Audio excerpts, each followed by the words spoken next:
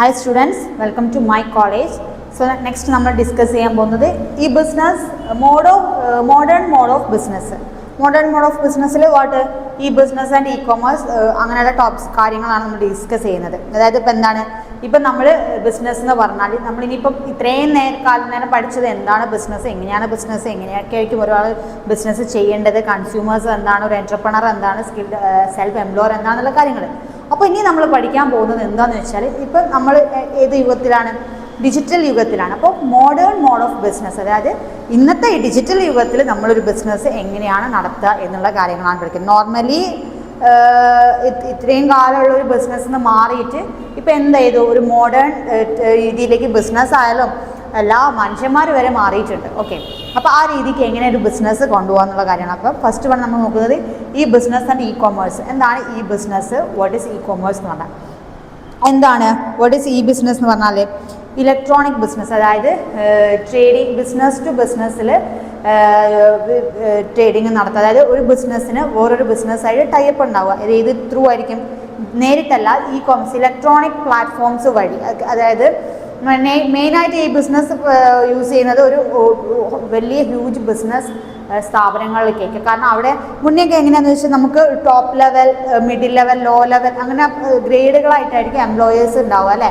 Top ലെവൽസിലൊക്കെ ആരായിരിക്കും, ആ ബിസിനസ്സിൻ്റെ ഓണേഴ്സ്, അല്ലെങ്കിൽ പാർട്ട്നേഴ്സ്, വലിയ വലിയ CEOs, MD അങ്ങനെയുള്ള ആൾക്കാരായിരിക്കും. ദെൻ നെക്സ്റ്റ് ലെവലാണ് മിഡിൽ ലെവൽ മാനേജേഴ്സ്, പിന്നെ അതിൽ വരുന്ന HR ഡിപ്പാർട്ട്മെൻറ്റ്സ് അങ്ങനെയുള്ള കാര്യങ്ങൾ. പിന്നെ ലാസ്റ്റ് വണ്ണാണ് നമ്മളെ എംപ്ലോയീസ് വരുന്നത്. അപ്പോൾ എന്ത് ചെയ്യും, നമുക്ക് മുന്നേയൊക്കെ ആണെങ്കിൽ നമുക്ക് ഈ ടോപ്പ് ലെവലിലേക്ക് ഒരു എംപ്ലോയിക്ക് എന്തെങ്കിലും കാര്യങ്ങൾ ബോധിപ്പിക്കണമെങ്കിലൊക്കെ നമുക്ക് റിസ്ക് ആണ്. നമ്മൾ മിഡിൽ ലെവലിൽ അറിയിച്ചു, അവിടുന്ന് പിന്നെ അത് അങ്ങനെ പോയി, അവിടുന്ന് തിരിച്ച് മിഡിൽ ലെവലിലേക്ക് വന്നു, അവിടെ നിന്നൊക്കെയാണ് നമുക്ക് ഇൻഫർമേഷൻ പാസ് ചെയ്തത്. അപ്പോൾ ഈ ബിസിനസ് എന്ന് പറഞ്ഞൊരു സെർവർ, ഒരു പ്ലാറ്റ്ഫോം വന്ന വഴി നമുക്ക് എന്ത് ചെയ്യാം, ബിസിനസ്സിൽ തന്നെ കുറച്ചുകൂടി എളുപ്പമായി. കാരണം അവർക്ക് ഇൻഫോർമേഷൻസ് പാസ് ചെയ്യാം പെട്ടെന്ന് തന്നെ. ഇപ്പോൾ ടോപ്പ് ലെവൽ മാനേജേഴ്സിനായാലും ശരി, ആരോടാണോ കമ്മ്യൂണിക്കേറ്റ് ചെയ്യേണ്ടത്, ബിസിനസ്സിൻ്റെ എന്തെങ്കിലും കാര്യങ്ങളോ എന്തെങ്കിലും ഇൻഫോർമേഷൻസ് പ്രൊവൈഡ് ചെയ്യാൻ, സജഷൻസ് ഒക്കെ പ്രൊവൈഡ് ചെയ്യുന്നത് നമുക്ക് ഈ ബിസിനസ് എന്ന് പറഞ്ഞൊരു പ്ലാറ്റ്ഫോം ഉള്ളതുകൊണ്ട് എന്തായി, എളുപ്പമായി, പെട്ടെന്ന് തന്നെ ക്വിക്കായിട്ട് നമുക്ക് ആക്ഷൻസ് എടുക്കാനായിട്ട് ഈ ബിസിനസ് പ്ലാറ്റ്ഫോം വഴി പറ്റുന്നത്. At the same time business to business, ഒരു ബിസിനസ്സിന് വേറെ ബിസിനസ്സായി ടൈപ്പ് ചെയ്യാനും അവരുടെ ട്രേഡിങ്ങും കാര്യങ്ങളും നടത്താനും ഒക്കെ എന്തിനു പറ്റുന്നത്, ഈ ബിസിനസ് എന്ന് പറഞ്ഞാൽ എന്താണ്, ഇലക്ട്രോണിക് ബിസിനസ് വഴി അല്ലേ.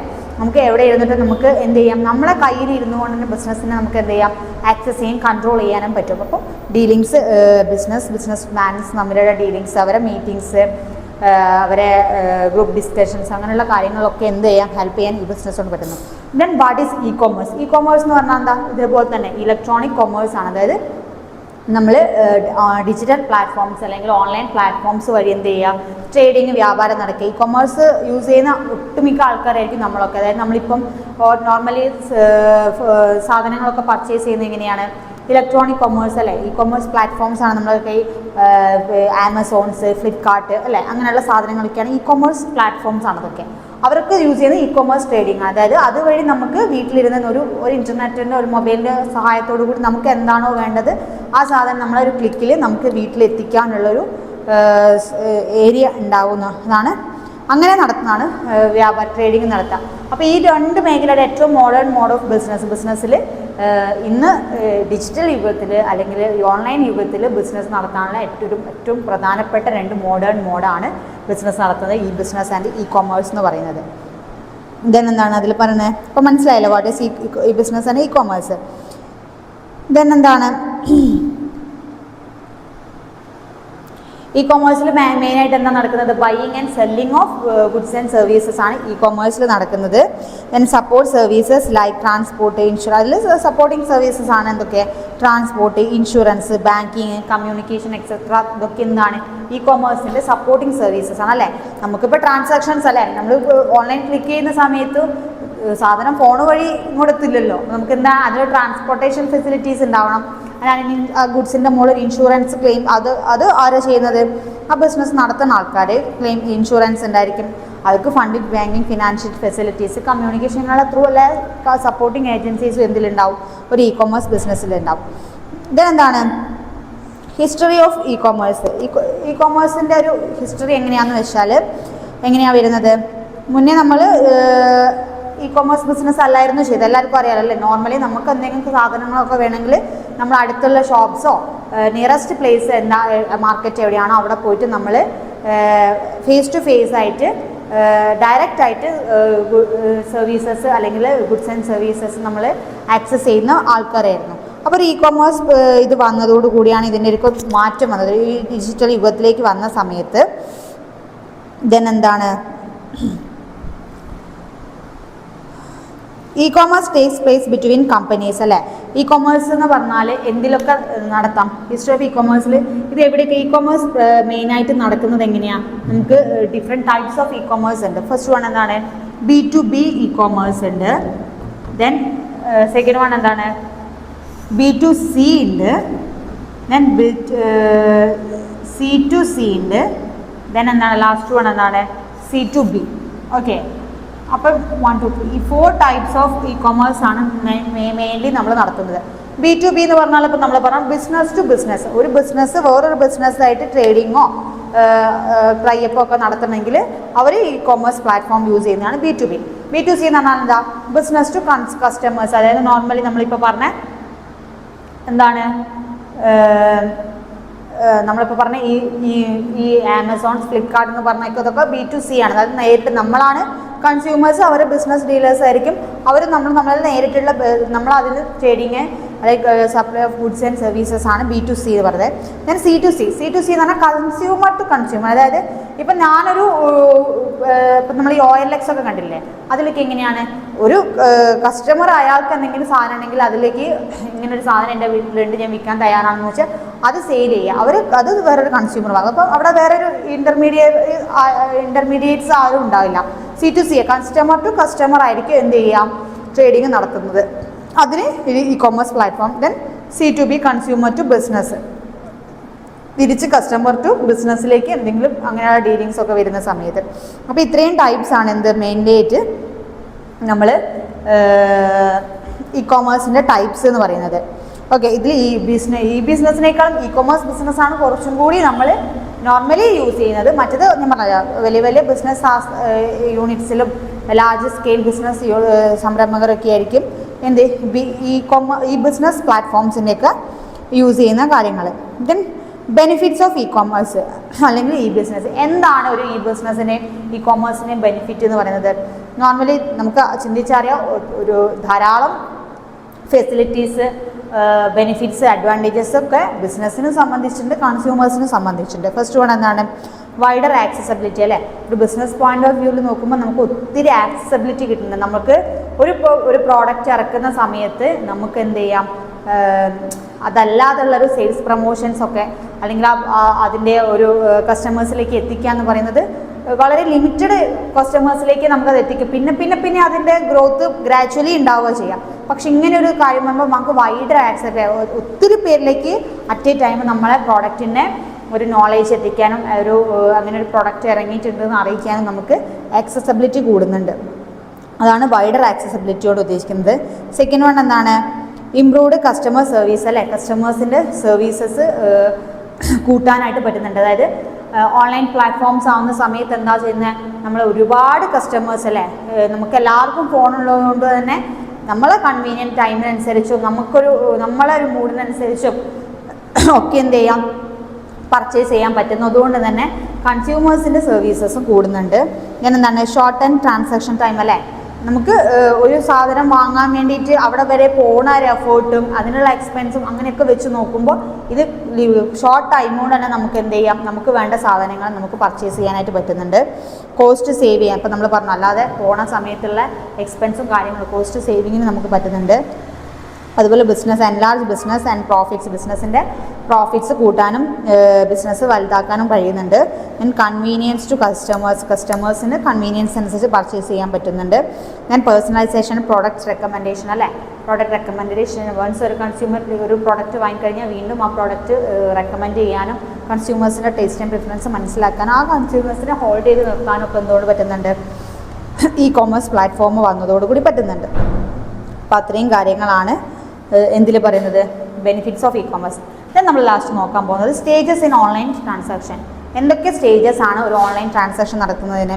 ഫസ്റ്റ് വൺ എന്താണ്, നമ്മളൊക്കെ ഓൺലൈൻ ട്രാൻസാക്ഷൻസ് നടത്തുന്നതാണ്. ഫസ്റ്റ് നമ്മൾ എന്താ ചെയ്യുക, സെർച്ച് ചെയ്യും അല്ലേ, നമുക്ക് എന്താണോ ഐറ്റംസ് വേണ്ടത് ആ ഐറ്റം നമ്മൾ എന്ത് ചെയ്യും, സെർച്ച് ചെയ്യും അല്ലേ. ഇപ്പം നമുക്കൊരു കോസ്മെറ്റിക്സോ അല്ലെങ്കിൽ കോസ്റ്റ്യൂംസോ അല്ലെങ്കിൽ ചപ്പലോ വാട്ട് എവർ ഇറ്റ് ഈസ്, നമുക്ക് എന്താണോ വേണ്ടത് ആ ഐറ്റത്തിൻ്റെ പേര് നമ്മൾ അവരെ വെബ് പോർട്ടലിൽ കയറുന്നു അല്ലെങ്കിൽ അവർ സൈറ്റ് കയറുന്നു, അതിൽ കയറിയിട്ട് നമ്മൾ ഐറ്റം സെർച്ച് ചെയ്യുന്നു.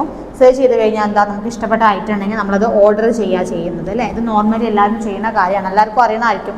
ഓർഡർ കൊടുക്കുന്നു, ഓർഡർ കൊടുത്തു കഴിഞ്ഞാൽ എന്ത് ചെയ്യും, അവർ നമ്മളോട് പേയ്മെൻറ്റിൻ്റെ മെത്തേഡ് ചോദിക്കും അല്ലേ. ഇപ്പം ഞാനൊരു സാരി വാങ്ങാൻ പോയിരുന്നു, അപ്പോൾ സാരി സെർച്ച് ചെയ്യുന്നു, സാരി എനിക്ക് ഇഷ്ടപ്പെട്ട സാരി ഏതാണോ അത് ഓർഡർ ചെയ്യുന്നു.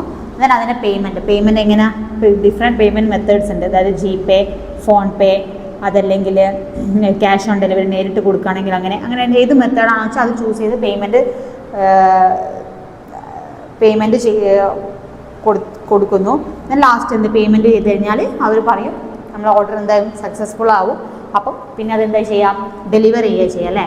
അപ്പം അവർ പറയുന്ന ഡേറ്റ് നാളെ ആണെങ്കിൽ നാളെ 2 ഡേയ്സിനുള്ളിലാണെങ്കിൽ എത്ര ആ ഡേറ്റിൻ്റെ ഉള്ളിൽ അവർ എന്ത് ചെയ്യുന്നു, ഡെലിവറി ചെയ്യുന്നു. ഡെലിവറി ചെയ്ത് കഴിഞ്ഞാൽ തീരുമോ ഇല്ല, നമ്മളോട് അവർ അത് നമ്മളെ സാധനം നമ്മളെ കൈ കിട്ടിക്കഴിഞ്ഞാൽ അവർ നമ്മുടെ ഫീഡ്ബാക്ക് ചോദിക്കും. അപ്പം സെൻഡ് ഫീഡ്ബാക്ക്, ഓക്കെ, നമ്മൾ അതിനുള്ള ഫീഡ്ബാക്കും പ്രൊവൈഡ് ചെയ്യുന്നു. അപ്പോൾ ഇങ്ങനെയാണ് നമ്മളൊരു ഓൺലൈൻ ട്രേഡിംഗ് ട്രാൻസാക്ഷൻ്റെ സ്റ്റേജസ് എന്ന് പറയുന്നത്. സെർച്ച് ചെയ്തു, ഓർഡർ ചെയ്യുന്നു, പേയ്മെൻറ്റ് ചെയ്യുന്നു, ഡെലിവറി ചെയ്യുന്നു, ദെൻ ആഫ്റ്റർ സെയിൽ സർവീസസ് എന്തൊക്കെയാണെന്ന് വെച്ചാൽ അത് കൊടുക്കുന്നു. ദെൻ എന്താണ് പ്രിക്വേഷൻസ് ഓഫ് സെക്യൂരിറ്റി അല്ലേ.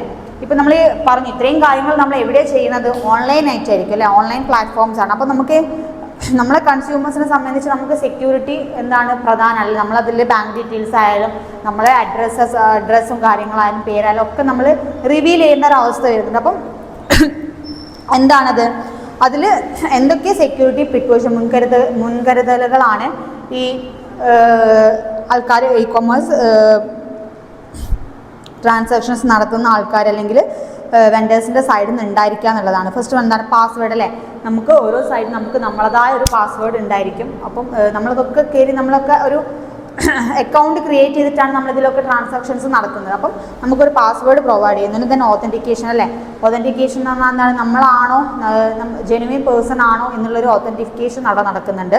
ദെൻ എന്താണ് എൻക്രിപ്ഷനിൽ പറയുന്നത് എന്താണ്, conversion of data into a code so that it cannot be read by the users. അതായത് എൻക്രിപ്ഷൻ നമുക്ക് യൂസേഴ്സിനെ റീഡ് ചെയ്യാൻ പറ്റില്ല, അത് അവരുടെ രീതിക്ക് നമ്മുടെ ഡാറ്റാസിനെ അവർ കൺവേർട്ട് ചെയ്യുന്നു. ഓക്കെ, അങ്ങനൊരു കൺവേർഷൻ മെത്തേഡ് നടക്കുന്നു, എൻക്രിപ്ഷൻ നടക്കുന്നു. ദെൻ ഡിജിറ്റൽ സിഗ്നേച്ചർ പ്രൊവൈഡ് ചെയ്യുന്നുണ്ട്. ദെൻ ട്രസ്റ്റഡ് തേർഡ് പാർട്ടീസ്, അതായത് another way to ensure security, അതായത് ഒരു തേർഡ് പാർട്ടീനെ ഇൻവോൾവ് ആവാതെ അവർക്ക് ഇൻവോൾവ് ചെയ്യിക്കാതെ ഉള്ള രീതിയിൽ അത് പ്രൊട്ടക്റ്റ് ചെയ്യാം. അപ്പം ഇത്രയും എന്താണ് പ്രിക്കോഷൻസ് ആണ് ഒരു ഓൺലൈൻ ട്രാൻസാക്ഷൻ നടക്കുന്ന സമയത്ത് വെൻഡേഴ്സിൻ്റെ സൈഡിൽ ഉണ്ടായിരിക്കുക. അതായത് നമുക്ക് എന്ത് ചെയ്യുന്നു, ഒരു പാസ്വേഡ് പ്രൊവൈഡ് ചെയ്യുന്നു, ദെൻ ഓതൻറ്റിക്കേഷൻ നടക്കുന്നു, എൻക്രിപ്ഷൻ നടക്കുന്നു, ഡിജിറ്റൽ സിഗ്നേച്ചർ പ്രൊവൈഡ് ചെയ്യുന്നു, ദെൻ തേർഡ് പാർട്ടീസ് ഇഷ്യൂസ് ഉണ്ടാക്കുന്നു, കുറയ്ക്കുന്നു. ഇതെന്താണ് ആപ്ലിക്കേഷൻസ് ഓഫ് ഇ-കൊമേഴ്സ് എവിടെയൊക്കെ അപ്ലൈ ചെയ്യാന്നുള്ളതാണ്. എവിടെയൊക്കെയാണ്, ടെലി ബാങ്കിങ്ങിൽ അല്ലേ. ഇപ്പം നവ ഡേയ്സ് നമ്മൾ ബാങ്കിങ് ട്രാൻസാക്ഷൻസും നമ്മളിപ്പോൾ എങ്ങനെയാണ് ചെയ്യുന്നത്, ഡിജിറ്റലി ആണ് അല്ലേ. നമ്മൾ ചെറിയ അത്യാവശ്യം കാര്യങ്ങൾക്ക് മാത്രമേ ബാങ്ക് പോകേണ്ട ആവശ്യമുള്ളൂ. അതല്ലാതെ നമ്മളൊരു ATM കാർഡിന് നമ്മൾ അപ്ലൈ ചെയ്യുന്നതായാലും ശരി, എന്തെങ്കിലും ചേഞ്ചസ് ഉണ്ടെങ്കിലും എന്തൊക്കെയൊക്കെയാണ് നമ്മൾ എങ്ങനെയാണ് ചെയ്യുന്നത് നോർമലി. അതേപോലെ ക്യാഷ് ഡെപ്പോസിറ്റ്സ് ആയാലും വിഡ്രോവലൊക്കെ നമുക്ക് എങ്ങനെ ചെയ്യാൻ പറ്റുന്നുണ്ട്, ഇപ്പോൾ ഓൺലൈനായിട്ട് നടത്താം. അപ്പം ബാങ്കിങ് സിസ്റ്റത്തിൽ നടക്കുന്നുണ്ട്. ഇങ്ങനെ തന്നെ ATM ബാങ്കിങ് സിസ്റ്റത്തിലാണ് നമ്മളിപ്പോൾ പറഞ്ഞ ATM, debit card issues, credit card ഇഷ്യൂസിനൊക്കെ നമ്മൾ എന്ത് ചെയ്യുക, ബാങ്കിങ് ഫെസിലിറ്റീസ് യൂസ് ചെയ്യുന്നുണ്ട്. പിന്നെ എഡ്യൂക്കേഷനിൽ നമ്മൾ ഈ ഓൺലൈൻ ട്രാൻസാക്ഷൻ അപ്ലൈ ചെയ്യുന്നുണ്ട് അല്ലേ. ഇപ്പോൾ എല്ലാവരും എന്താണ് ഓൺലൈൻ ക്ലാസ്സസ് ആണ് അറ്റൻഡ് ചെയ്യുന്നത്. അപ്പം അങ്ങനെ ഓൺലൈൻ ഇൻ്റർനെറ്റ് ഹെൽപ്പ് വന്നതോടുകൂടി എഡ്യൂക്കേഷൻ ഫീൽഡിൽ നമ്മൾ ഇൻ്റർനെറ്റിൻ്റെ അല്ലെങ്കിൽ ഓൺലൈൻ ആപ്ലിക്കേഷൻസിൻ്റെ അപ്ലൈ ചെയ്യുന്നുണ്ട്. ദെൻ ടിക്കറ്റ് ബുക്കിംഗ് ഉള്ള കാര്യങ്ങളല്ലേ, ഇപ്പോൾ സിനിമയ്ക്കായാലും ട്രെയിനിനായാലും ഫ്ലൈറ്റിനായാലും ഒക്കെ ടിക്കറ്റ്സ് ബുക്കിങ്ങിനൊക്കെ നമ്മൾ എന്താ ചെയ്യുന്നത്, ഓൺലൈൻ പ്ലാറ്റ്ഫോംസ് ആണ്. അഡ്വർടൈസ്മെൻറ്റ്സിന് യൂസ് ചെയ്യുന്നുണ്ട്. അതേപോലെ ട്രേഡിംഗ് സ്റ്റോക്ക് എക്സ്ചേഞ്ചസ് അങ്ങനെയുള്ള ട്രേഡിങ്ങിലും എന്താണ് ഇപ്പോൾ ഓൺലൈൻ പ്ലാറ്റ്ഫോംസ് ആണ് യൂസ് ചെയ്യുന്നത്. അപ്പം ഇത്രയും മേഖലകളിൽ, അതായത് ഓൾമോസ്റ്റ് എല്ലാ മേഖലകളിലും തന്നെ എന്തുണ്ട്, ഈ ഓൺലൈൻ ആപ്ലിക്കേഷൻസ് അപ്ലൈ ചെയ്യുന്നുണ്ട് എന്നാണ് പറയുന്നത്. സോ നമ്മൾ വൈൻഡ് അപ്പ് ചെയ്യാൻ പോകുമ്പോൾ നമ്മൾ എന്തൊക്കെ ഇപ്പോൾ നോക്കിയത് what is E business, E commerce എന്താണ്, അതിൻ്റെ ഹിസ്റ്ററി നോക്കി, ടൈപ്സ്